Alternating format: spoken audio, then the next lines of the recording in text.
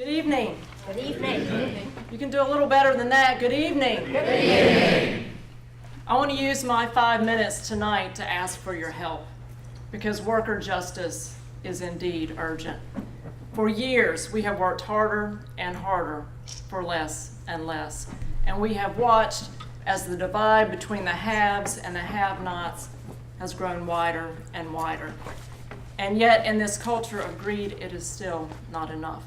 Every day, we hear continued calls to pay workers less, to take away our benefits, and to weaken our right to organize and collectively bargain. I often wonder, how low will we go in this global race to the bottom? How much more can workers sacrifice? Because after all, we have reached the point where, in the words of Solidarity Forever, workers stand outcast and starving amid the wonders we have made. CEOs are getting rich while workers are literally going bankrupt amid the wealth we created. We are going homeless in the shadows of buildings we constructed, and we are going hungry, surrounded by food we harvested and produced. All right, MaryBe. There is, without question, a moral urgency to worker justice. Brothers and sisters, the time to act is now, and the place to begin is right here. Some of you have heard me make this argument before, but I've long said that the labor movement could learn a valuable lesson from the civil rights movement, and that is that the road to justice must run through the South. Civil rights leaders understood that in order to win equal rights everywhere, they must first win them in the most difficult place. That's why Dr. King marched with sanitation workers in Memphis. It's why community activists boycotted buses in Montgomery, and it is why college students sat down at a lunch counter in Greensboro. They understood that if they could change policies in the heart of Jim Crow, then they could change laws nationally, and they did. So for us, if we want worker justice throughout this nation, we must wage the battle where it is most difficult for working people. And it's no surprise that yet again, it is here in the South. Workers here have the lowest wages, the fewest worker protections, and the least union representation.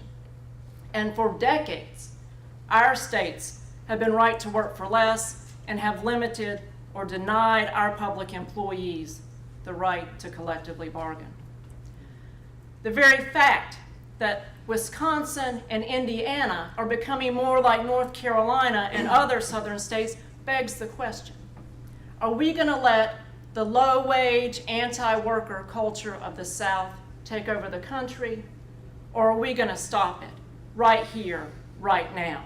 All right. Brothers and sisters, we can stop it. That's right. That's right. By standing together, we can change this state. We can change the culture here, and by doing so, we can help change the nation. I say that because we have seen that when people of faith and community leaders stand with workers, victories are possible, even in the most unlikely places, even here in the least unionized state in the country.